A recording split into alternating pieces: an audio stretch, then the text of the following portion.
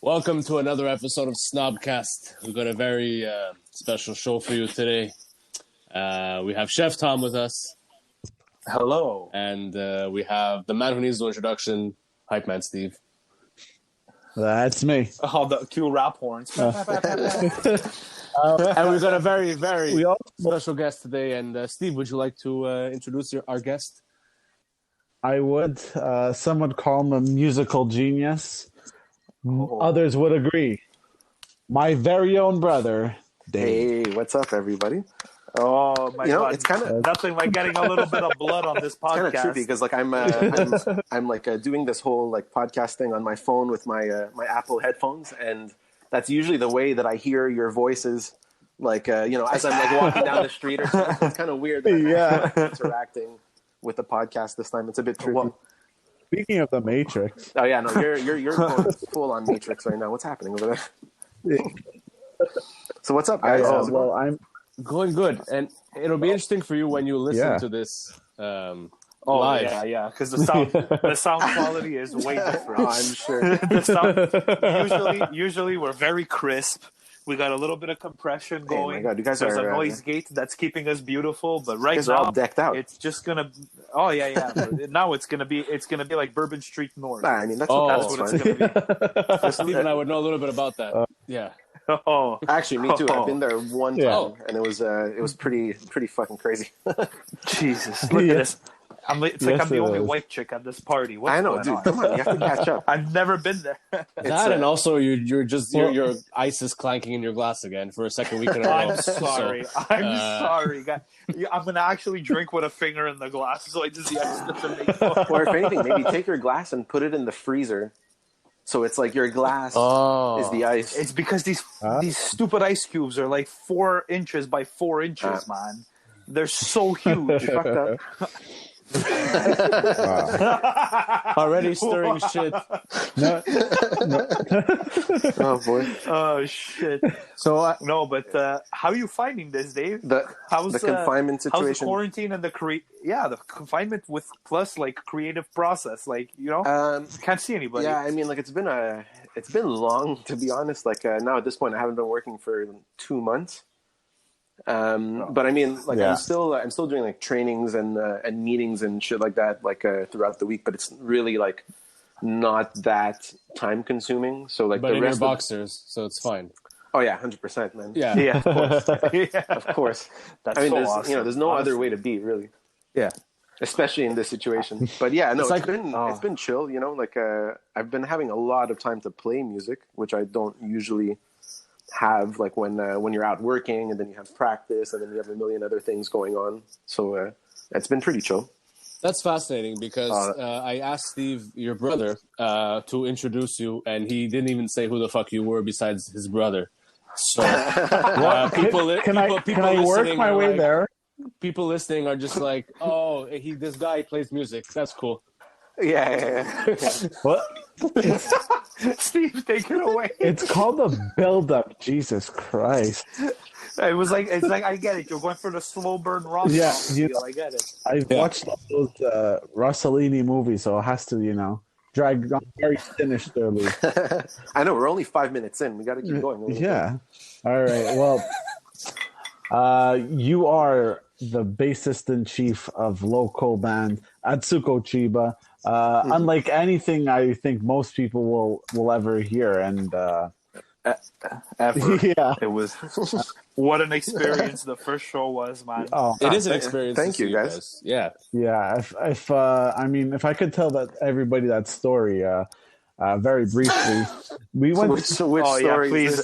Okay, I love hearing this story. This was okay. So the day before this show happened, my brother had a little festival they were playing in Royal Noranda. So that's 8 hours away, Dave, something like that. Yeah, I mean more or less about 7 or 8 hours. Yeah, 7-8 hours away.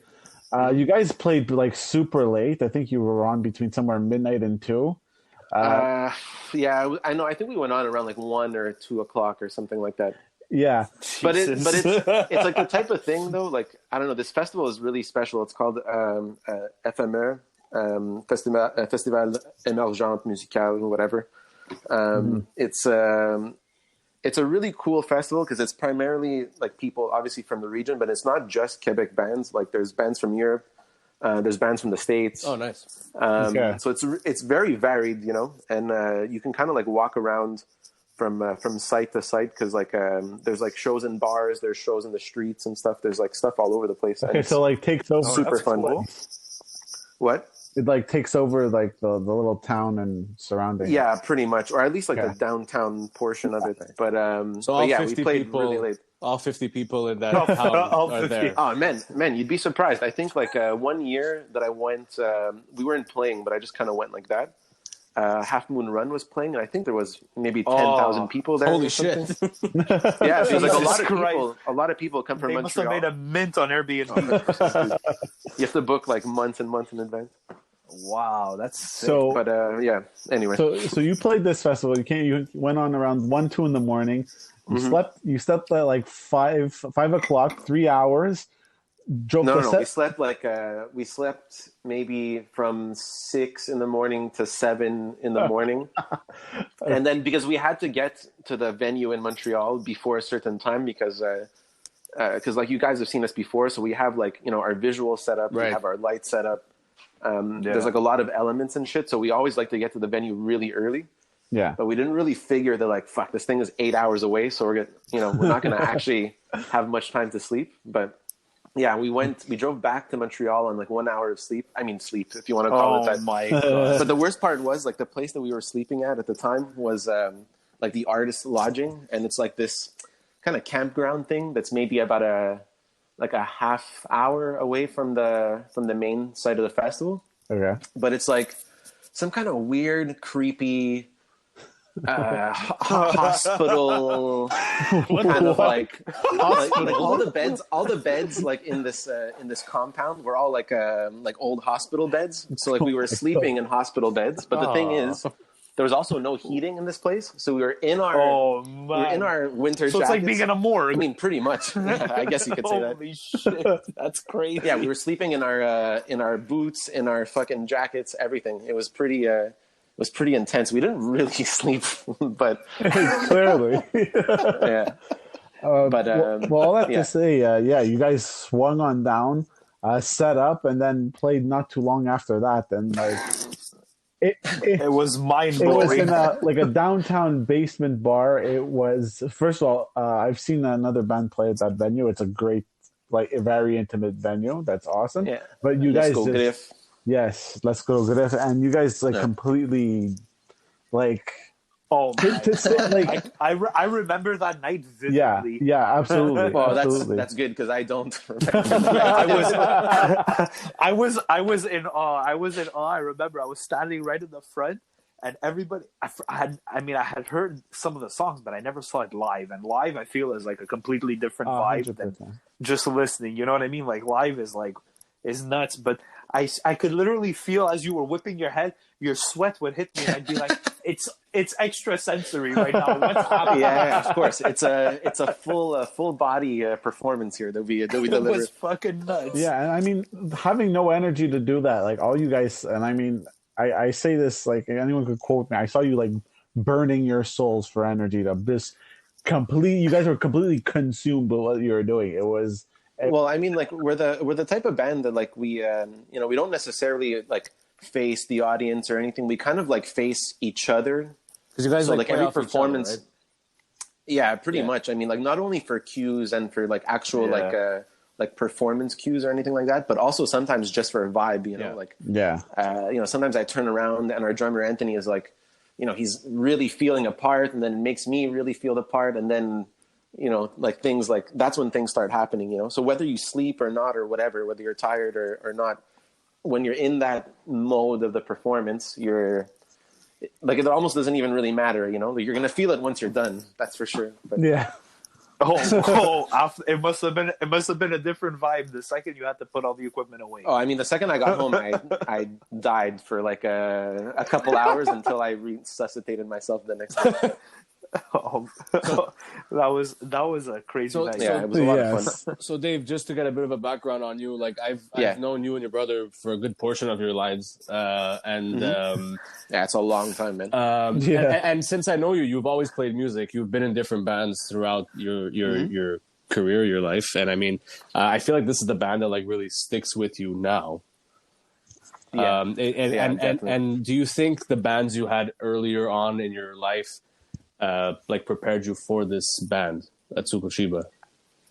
I mean, I guess so. Like, in a sense that like the other bands were, they were kind of necessary to like learn, first of all, how to be in a band, right, how to write music with other people.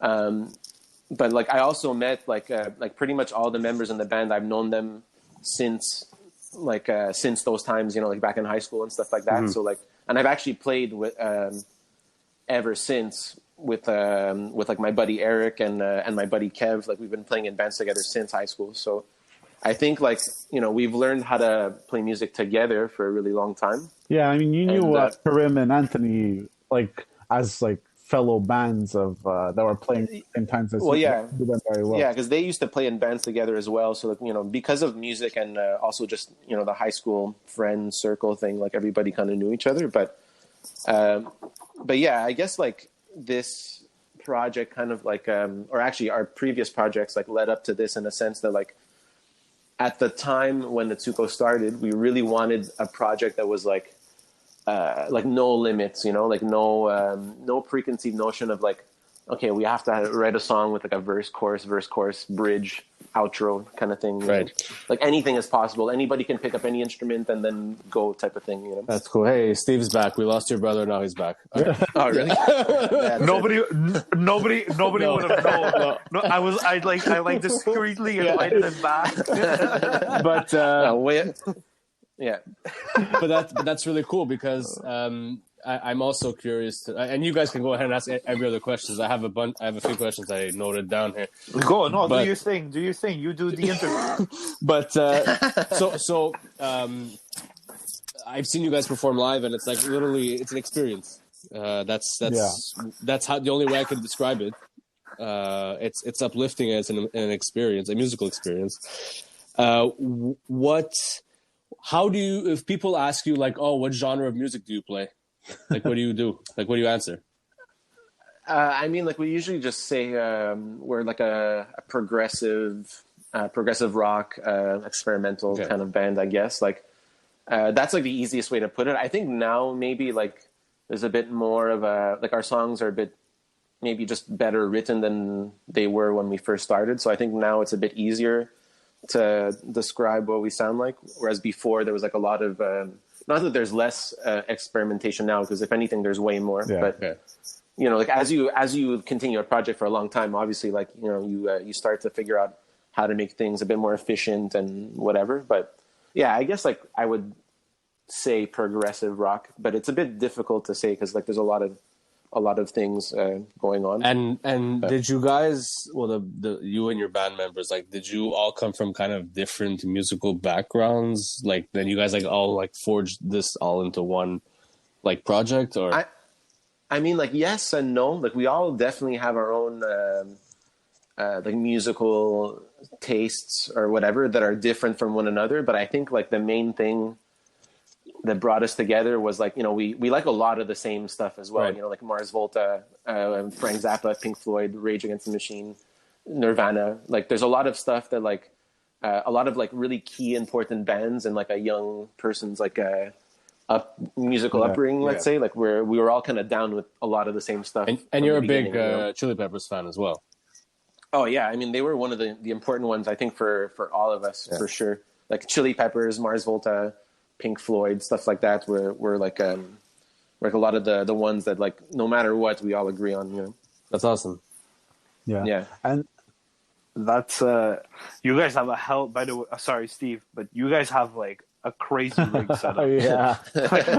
Like you guys have like PhDs and like wiring and making everything. I sometimes I when I see the setup, I look at it and I'm like, I can't believe everything works. Yeah, I can't believe it all works together. It's nuts. It doesn't always happen that way. Oh my god! You know, it's happened many times before where like man, some shows are just pure train wrecks, and some like sometimes like we barely even get through a song. Like there's been some train wreck shows in the past because of like gear issues. That's actually funny. One of the questions I have is like, what was like your worst show you've ever played? I mean, there's probably a couple I could talk about, because you know, like any band that says like, oh, you know, there's no show. I don't know. I can't think of one that's completely They're lying. But well, I think a lot more shows go wrong than go right. For us, for like anybody, any band. Yeah. I mean, like, you know, there's always a room for improvement. That's for sure. But in terms of shows that were complete train wrecks, there was one that we played in a place called I'm forgetting the name of the town. That's how horrible it was. Duis. Yeah. It was a town called Duisburg in Germany, and we were playing with really, really cool bands. The lineup was amazing. It was in this like industrial wasteland building kind of thing, like on the ninth floor, or like it felt like the ninth floor, maybe like 5 floors up of this kind of semi-abandoned industrial building thing. Oh, that's sick. That sounds like you could have seen a sniper somewhere from there. Yeah, but there was this like really cool German post-rock band called Kokomo that had their studio up on the top floor. So we were playing there. The setup was crazy. So we're getting ready to play. Like the first band, I think we were the first band. I don't remember, but like we're plugging in all our stuff. We're ready to go. And over there, like everything works on a different like voltage, you know. So we had to rent like transformers and a bunch of stuff to make sure that our gear was working. The second we start turning on amps, like lights and breakers start going off. So we're like, oh, what the fuck? Actually, that just reminded me of another really crazy shitty show on our European tour. But anyway, I'll get to that one after. But so we spent like maybe about half an hour like unplugging things, replugging things.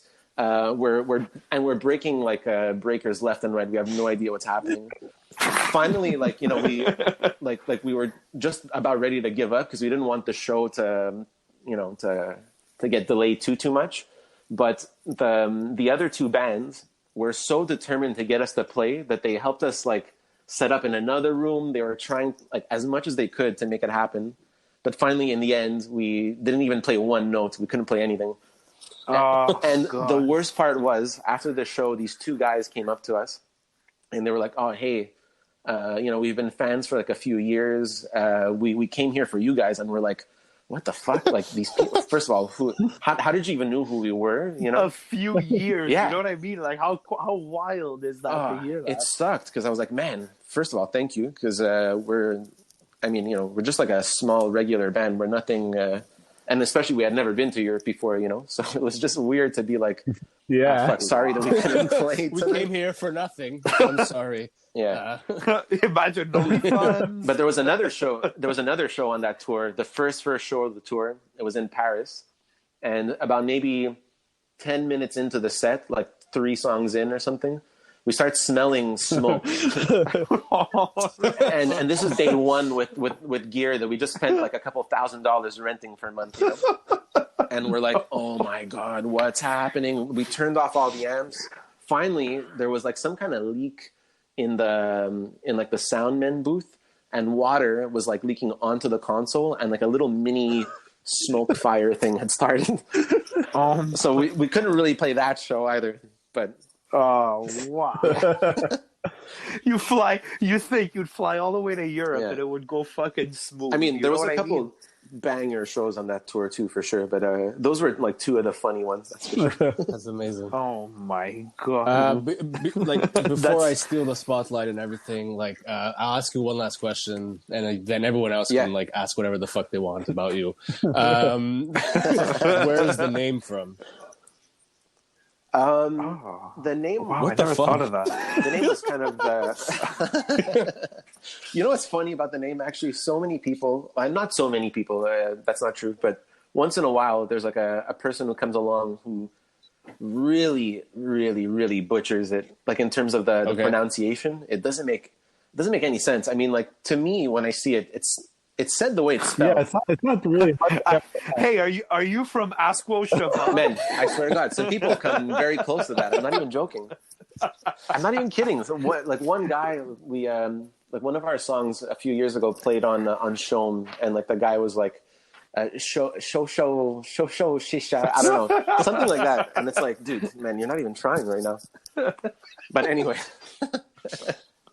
The name. I'm sorry, that's too much.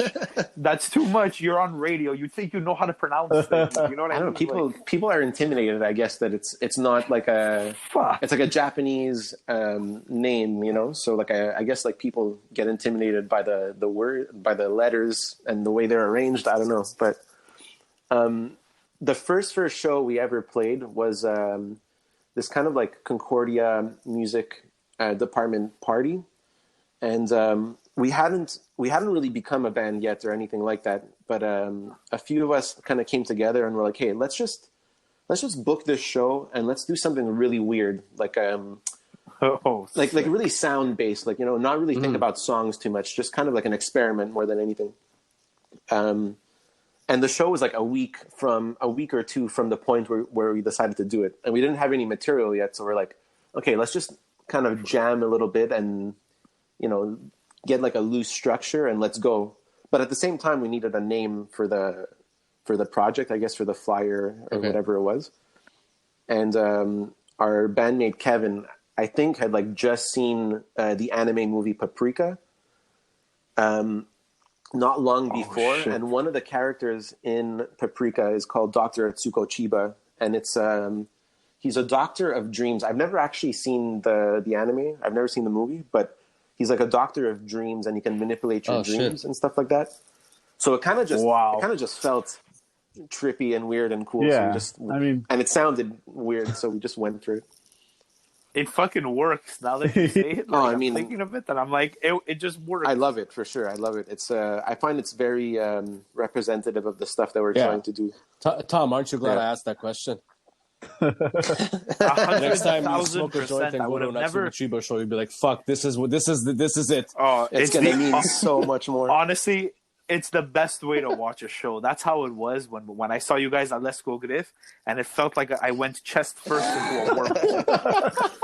Well, you know, we don't necessarily condone anything like that. No. You know, nobody. People got to do what they got to do, and then you got to, yeah. Hopefully, it elevates the experience a little bit, dude. 1,000 times. Nice.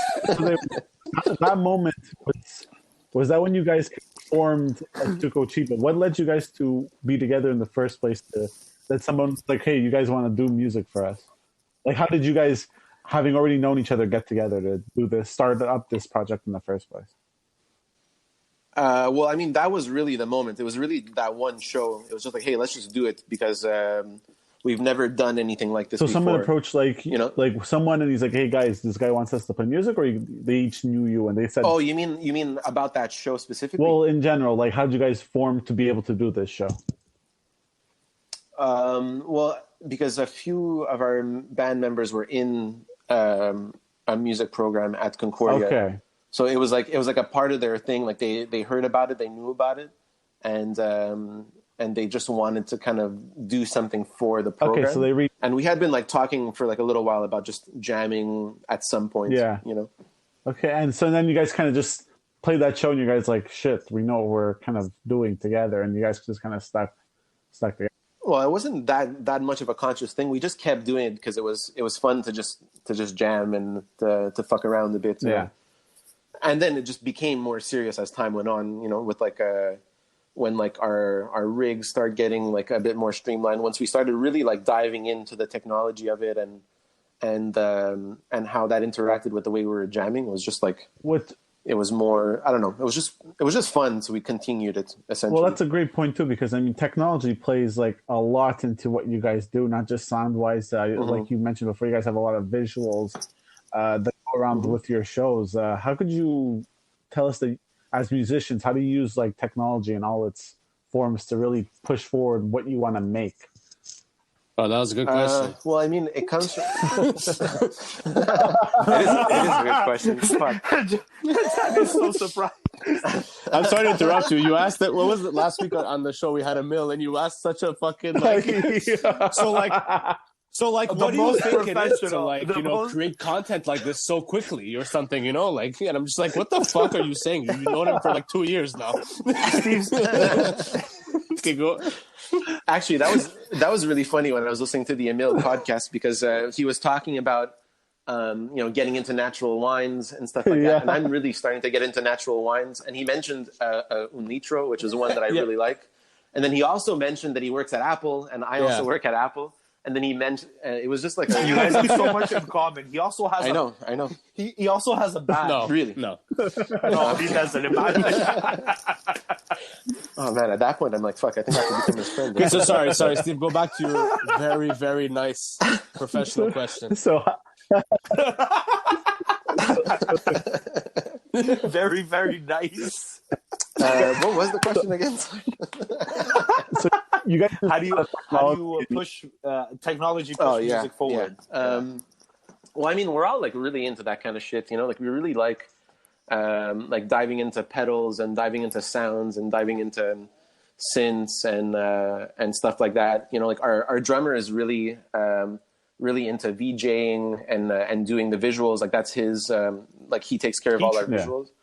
He triggers them, right? He's the one that's he triggers some of them, because basically we have like a MIDI controller setup where he can control some lights and the visuals. Oh, while he's playing. But then a couple of us also have triggers for lights and visuals too. So if there's a part where, like, let's say he can't hit the pad, maybe I'll have like the ability to do it, or my other bandmate will, you know. That's nuts. So yeah, it just comes from like I don't know. We're gear nerds. We're serious gear nerds, and we just love to fuck around with that kind of stuff. Do you guys use any like old gear? Like, do you have like well, I mean, you know, like vintage keyboards or like whatever? Yeah, like my like pretty much everybody in my band. Like I love synths. Like I love that kind of stuff. But I'm more of like a pedal like a guitar bass kind of guy, you know. Like the other guys in the band are really, really into synths, and like they definitely trip out on that kind of stuff. Like it's I don't know, it's always fun to kind of dive into that stuff. But it's so crazy, you guys. Honestly, like it must be just such an investment to have to be able to like get, you know, usually just getting instruments is expensive, but then you guys get the video equipment, you get all this all together. And you manage to make this crazy experience, and it's like when do you guys like find stuff that you're like, okay, I'm gonna add this to the like the gear, you know what I mean? Like where do you guys like decide like, okay, we're gonna stop doing something this way, we're gonna get like some lights to do this?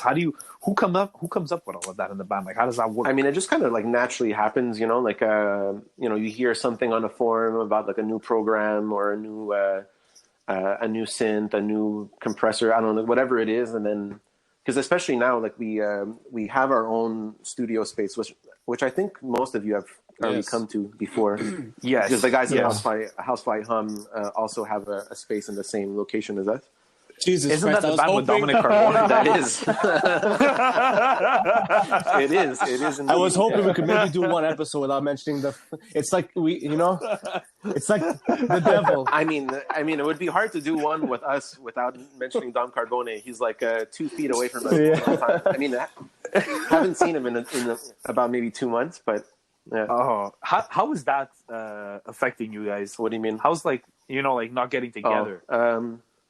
I mean, it definitely sucks. Like it puts like a huge damper on like all the plans we had for like promoting our record Trace that came out like last May. Yeah. Like we had a tour that we were going to go on like at the end of April, early May. Like we would have been back now already, but obviously the whole thing had to get scrapped. It wasn't anything like super long or anything like that, but it would have still like been fun to do. But obviously, it's like the smart thing to kind of cut that stuff out right now. Are you guys writing more? Do you find that, or like?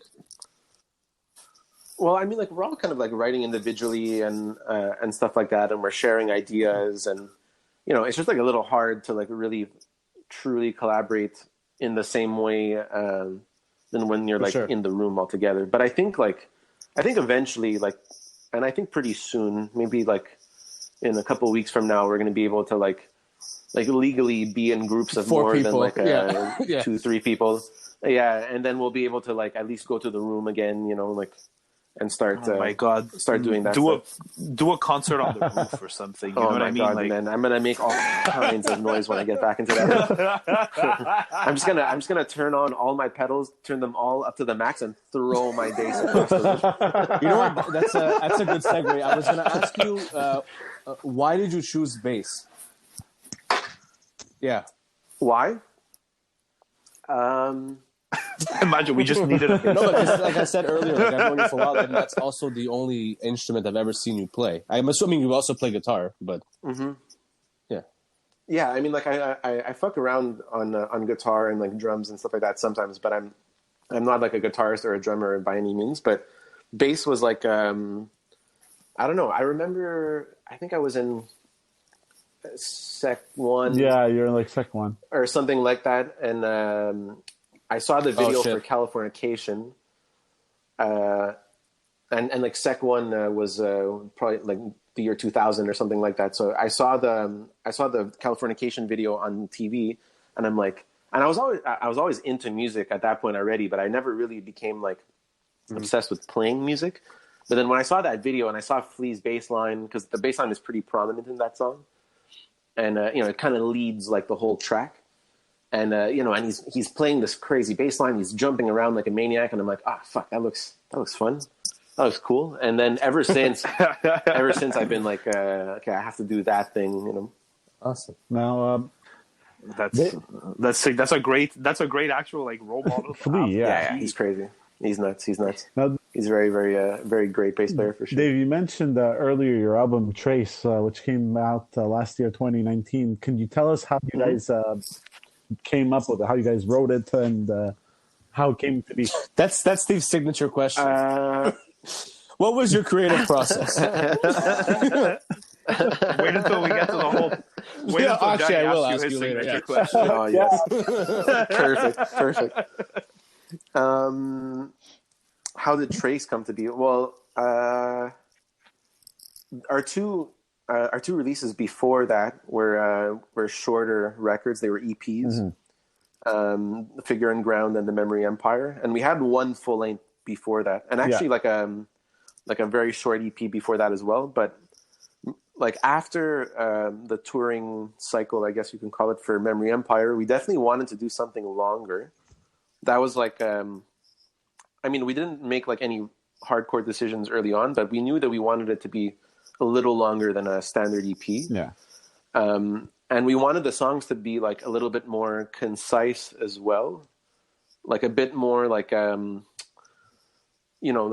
like if a part feels good, then kind of ride out that part a little bit, instead of fitting in like 15,000 parts into one song, and it's always changing. And sometimes that's really fun and very progressive and crazy to do. But I don't know, sometimes it's even more challenging to kind of pick one thing and stick with and make it interesting over a period of time. So that was kind of like the early on idea for Trace. So it kind of came on as a challenge. Mm-hmm. Like, well, I mean, it was also because like we didn't want to do the same thing again. Yeah. And yeah, like at that point, like we had played a lot of shows. Our rigs had downsized and become more efficient. So I think like the recording process was more efficient. The writing process was more efficient. Okay. So that's just basically that was like the basis of it, anyway. Nice. Yeah. Wow. Silence. That's Yeah. Steve, you see, are you satisfied with that thorough Like, for now, yeah. For now. For now. Yeah.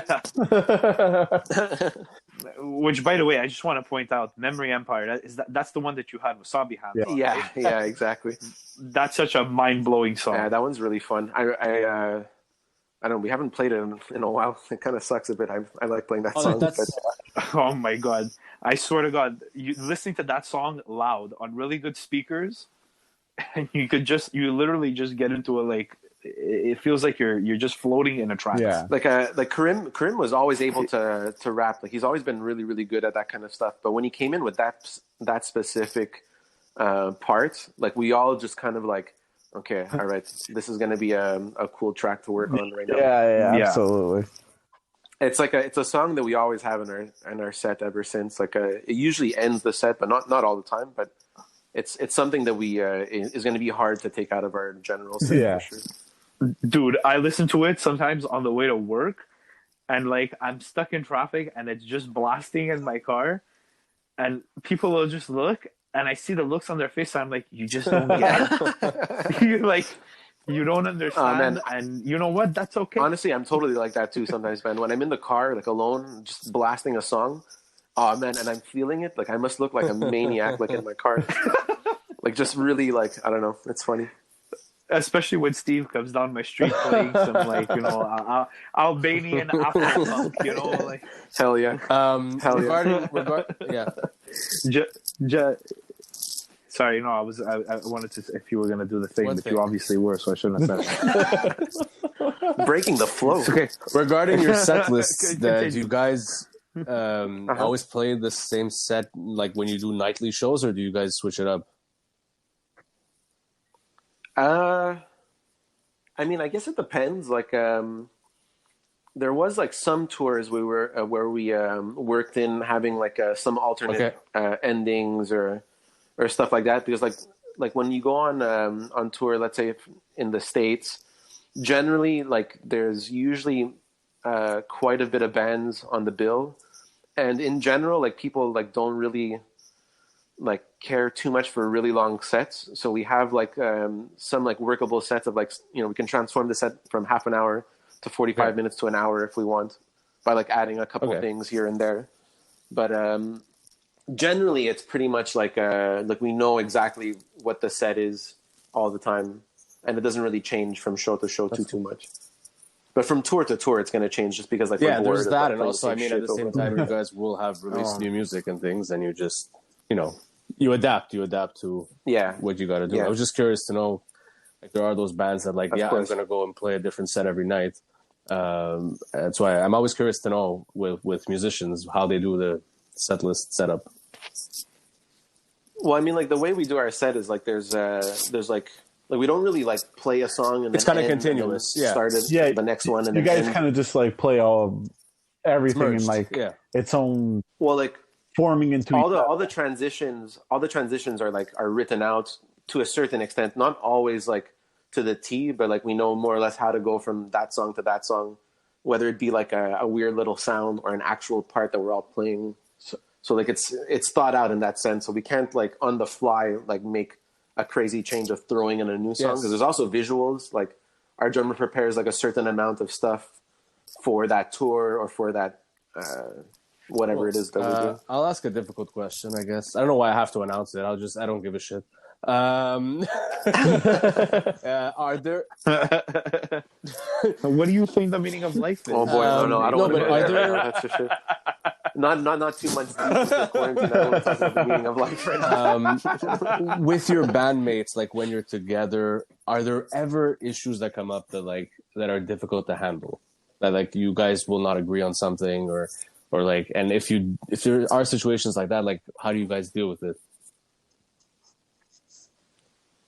I mean, obviously, like anything else, sometimes like like I can get on somebody's nerves, or somebody can get on my nerves, or whatever. But generally, like we're pretty outspoken, and like there's a clear understanding of how like the band has to work. We're very like intense when we're on tour. Like everybody has their role. It's like kind of like a little mini army, to be honest. like there's a process to everything, And if there ever is like a problem, like we're we're always down to kind of have like a conversation about it and Okay, try to so figure it there out. hasn't really been an issue that was like blown out of proportion. You guys are like, fuck everyone. Like, it's not that type of band. Yeah. Okay. No, Not really. no. I mean, not really. No. Stop asking the questions, John. Just next question. Yeah. Next question. Are we already Why don't there? you I don't know hit if we're with already the there. signature David. one, Oh, John? boy. Man, I fucking listen to this thing Oh, all the time. I don't I'm not ask even it to sure what the everyone. You're signature very question is. special. You're very special. Okay. Yeah. All right. It's a question I usually ask comics when I interview them for like festival season and stuff, just because it always gets a different answer, so it's fun. What I'll do is I'll ask it now, and if you can't answer it before we end the episode, we'll ask you again. So the signature question would be, Okay. what song would you have played at your funeral?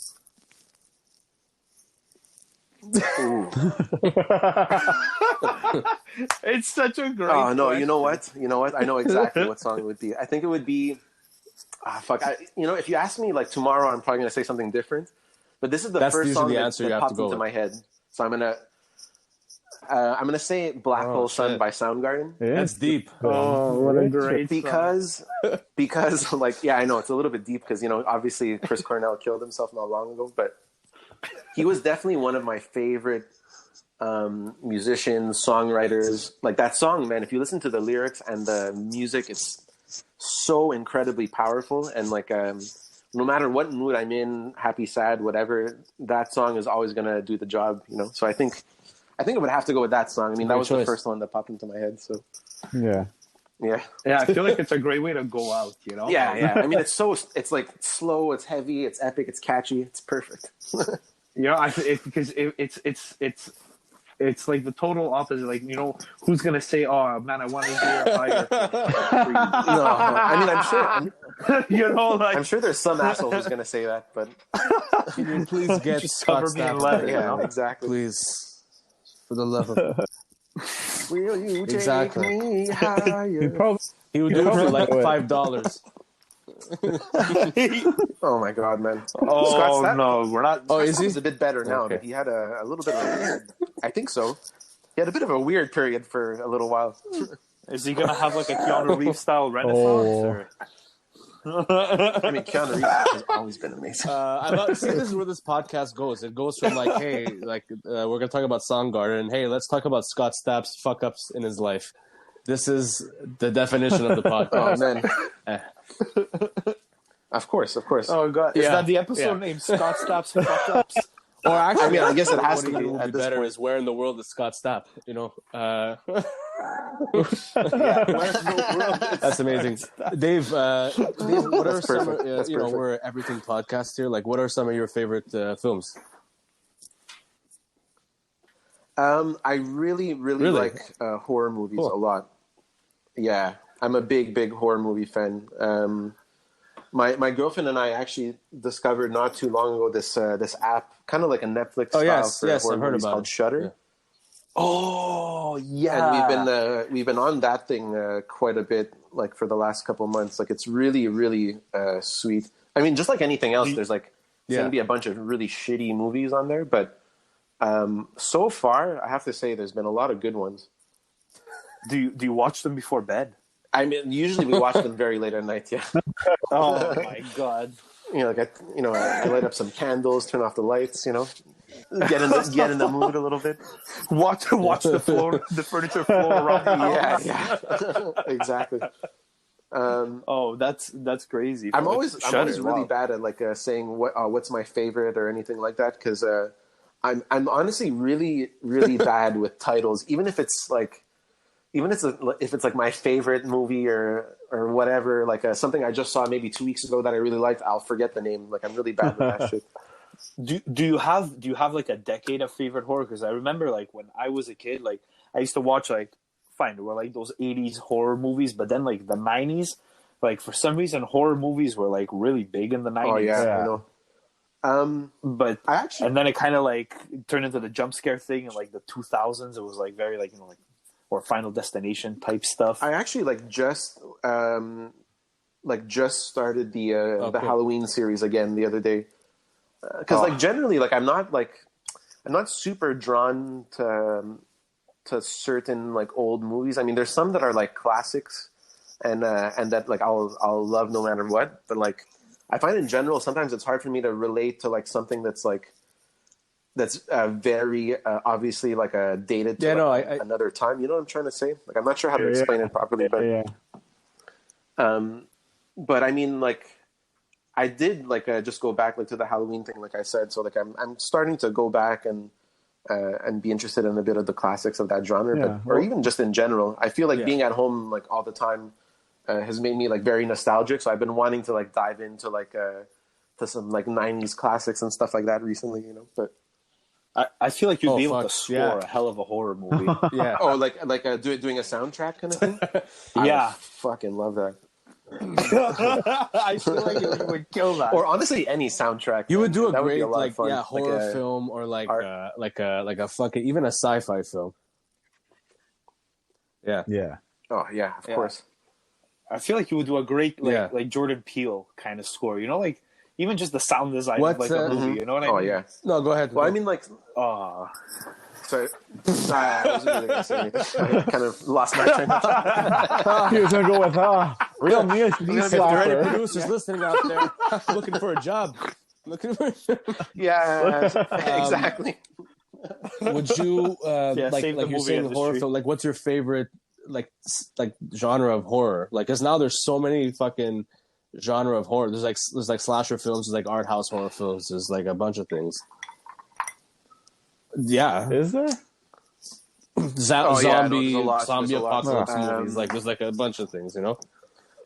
Yeah, psychological. I'm gonna try to find the name of one that I saw recently that was really fucking creepy. Like, normally I'm not into the haunted house thing, but man, there was this one on Shudder it was like a haunted house scenario, and it was fucking creepy as shit. I don't remember the name. Was it like House on Haunted Hill? No, it was. Oh my god! It was nothing. It was nothing that I've ever seen before. Hang on, I'm gonna try to sign in here and see if I can see it in my previous views. House on Haunted. It was a time appropriate choice. Fuck. No, that's The Haunting. Was that the one with Owen Wilson? No, that's The Haunting. Okay, I feel like maybe Mark Hamill in it. Why am I thinking of Mark Hamill? But Dave, like, is there? Have you watched? Have you watched on Netflix The Haunting of Hill House? It's a series. The Haunting of Hill House. It's a series. What's that one again? Okay, so it was like critically acclaimed or whatever.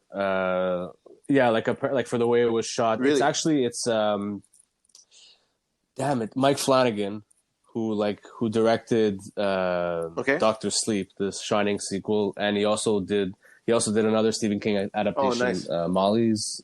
Is it not Molly's Game? Fuck. Anyways, that's another movie. But Joe's Game. Sorry, that's Jessica Chastain. No? And he's becoming like this really big Hollywood horror film director because he writes his own shit, he edits his own shit, and he directs. And he produced and created the show Haunting of Hill House. I kind of got into horror a little bit, but I'm very specific with what I watch. I couldn't do that because it was way too creepy for me. But I feel like I should extend the invite for you to go watch that. Yeah. I'm definitely going to check that out. Man. Yeah, it's like a haunted house thing, but really interesting. I watched 2 episodes and I was like, I can't watch this any longer. I live alone. I will get killed in my sleep. You're somebody that's like I don't like being creeped out. It's weird. I'm into like psychological horror films that like make you think and shit. Like last week I watched The Lodge, right? Which is an indie horror film, but there's no jump scare. It's just it creeps up on you in your fucking brain, like, and you're like, what's going on? Like, really? What's real? What's not real? Like that type of thing. See, but that's the type of stuff that I love, where it's like you're really like all of your inhibitions are kind of like set to the ground because you're not sure what's real and what's happening and shit. who's you're like, who. Who's that? Like anything. There's nobody's supposed to be here. Like what's the movie I watched. That's very is called very Haunt. specific. Like very. It's Haunt. Yeah. Yeah, very very exciting movie title. But that one was really fucking creepy because it was like a standard like haunted house type of scenario where like I mean I didn't realize this was a thing, but Okay. there's another series called Hell House about like these people who make a haunted house. That like people, it's like a destination haunted house, but like in the suburb type of style. Like I don't know. I feel like there's like a lot of these type of movies. Like I didn't know it was a thing in the States, but apparently it is. But anyway, so Haunt is basically a group of kids who go into this like haunted house, and there's like these performances happening behind like these kind of like grill gate type things. But then one by one, they start getting separated, and they start getting like involved into like the scenery that's happening like behind the gates, and people start dying. Anyway, it's a bit hard to like describe a horror movie without giving everything away. But people die, obviously. But if ever you're down to watch like a good horror movie, that one was one and of like the Shudder, recent ones that I saw. That basically was really cater to like B horror movies, or are there some that are like more popular? Well, I mean, from what I can tell, Okay. it's like a lot of B horror movie stuff. But like just the other night, like we watched a Halloween. There's like a bunch of stuff. There's like a section that's called All Hail Dario Argento Argento, and it's like all of it exactly, and it's all his movies. Like there's a lot It's of like Dario cool, Argento. I'll subdivisions fuck and with stuff like that. like he's messed up. I don't think Watch I've ever seen any of Suspiria, his but like movies. watch the not the remake. Watch this one, the original. I mean, Oh, actually, Suspiria. That was probably one of my favorites of the last little bit. Okay. I really liked. I never saw the original. yeah, But it was the fun. new one was fucking weird. I enjoyed it a lot, and also like there was the incredible. Was it soundtrack, too, was it so Johnny that Greenwood or was obviously it helped. Tom York? It was Tom York. Yeah. I think it was Tom York, like Tom York specifically. I don't think Okay. I don't think Johnny Greenwood was Are you involved guys in still that one there, or- specifically. Yeah. Yeah. No, I'm trying to. We're trying to keep up right now. Dave, have you ever seen anything Rob Zombie did? Oh yeah, of course. House of a Thousand Corpses, all those, or Yeah, those are amazing. Like I really like his type of horror because it's very very big on the visual and like the visually like very ridiculous. You know what I mean? yeah. So I kind of like that type of stuff because like he's still able to keep it like pretty scary. Like he did a It was remake of a Halloween, really yeah. big He one. did 1 and 2. Was it Halloween? Yeah. Okay, yeah. Right. Yeah, I found those ones were fucking amazing. They were cool. Yeah, I mean, he's someone who takes a lot from. I think, Jen, we mentioned it on the podcast before. The whole grindhouse thing, like Tarantino and Robert Rodriguez, did those like sets of like giant blocks of horror movies that just go one after the other. They used to play, and he takes a lot from From like the 70s, kind of the 60s, grandness 70s and grindhouse films. Yeah. yeah. But like, is there like a visual style associated to grindhouse, or because I know the term, I've heard it a lot, but I don't really know specifically like what it means. Well, it's like super horrific And like with ridiculous B titles. style With things. ridiculous titles. Okay. No, like, yeah, they would basically spend like the budget on like super crazy gory effects and just like Okay. yeah. Like Okay. yeah, Interesting. Cool. it's if you watch Grindhouse, the Rodriguez and Tarantino mashup film, okay, check Oh, that yeah. out. It's I haven't, it's literally actually. a spoof, but like they made their own Grindhouse films, and between both movies, they show fake Nice. trailers for like what would be Grindhouse films. It's Really? it's so underrated. Nice. That's I love amazing. that mashup of like films, and it's just. But sometimes those B movies and those grindhouse films are fucking really good. Like they're just gore and entertainment, and that's what it is. But that's kind of the thing that I found interesting about Shudder, because like there was like a lot of stuff Yeah. that was clearly like very low budget. Like I saw this. There's a 3-part series called. It's 3 movies called Hell House, and it's not done like super well, but like there's just subtle little things, you know, like off in the distance in a dark corner, you see like a little face that wasn't there before, and now it's gone, and like, Oh my god! like little tiny things Yeah, like you should that. ask Tom about Hereditary. That makes me think of Hereditary. Oh, I can't Hereditary. fucking Yeah, think of that. Hereditary was Fucking amazing. I saw that movie only once, and in the movie theater once, and I have not seen it again. But I constantly, whenever I go to bed, I have to think about that fucking movie. Yeah, like it's. You pretend you see somebody in the corner watching. Those are the type you. of horror films I like. Like the way I feel like I mentioned it before. I feel there's like this resurgence of like how they make horror films now, and like movies like that I'll watch. The other movie directed by Ari Aster, who did Hereditary, is Midsummer. Mm-hmm. Which was fucked up. Oh yes, I saw Midsummer also actually. Yeah, it was good. It was very good. I still haven't seen it. I want to see that movie. Not now though. This conversation just reminded me. This convo just reminded me of another one actually that I think I would probably put in my top 3 horror or top 2 favorite horror movies. I saw it. It was called Hush. The girl is. I think it's on Netflix. Is deaf. Yes. Exactly. Yeah. She's like an author who can't hear, and she's being tormented by like this guy who wears a mask, and like she kind of like lives in the middle of the woods, so like nobody's really around her. Obviously. But just the way it's done, like it wasn't like ridiculous, you know, like not like every move was like exaggerated or anything like that. It really felt like this was happening for real, you know.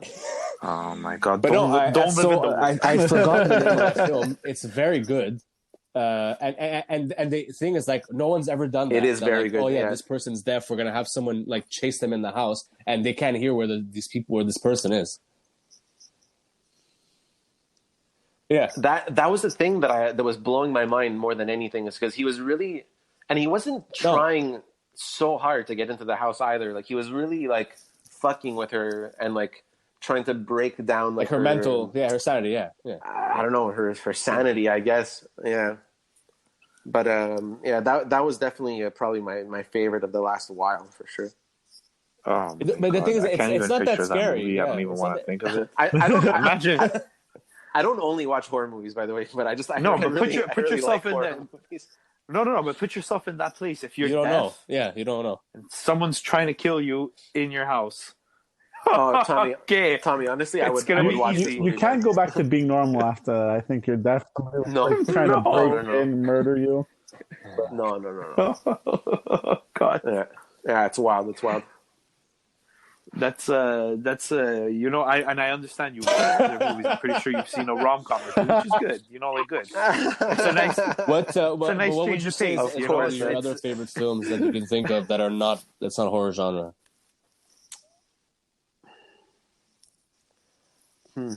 I mean, I really like like a lot of the David Lynch stuff. That's Christopher Nolan. I love Memento. Okay. No. I know they weren't the same guy. Don't worry. Did you watch Twin Peaks? I watched the first season. I started the second.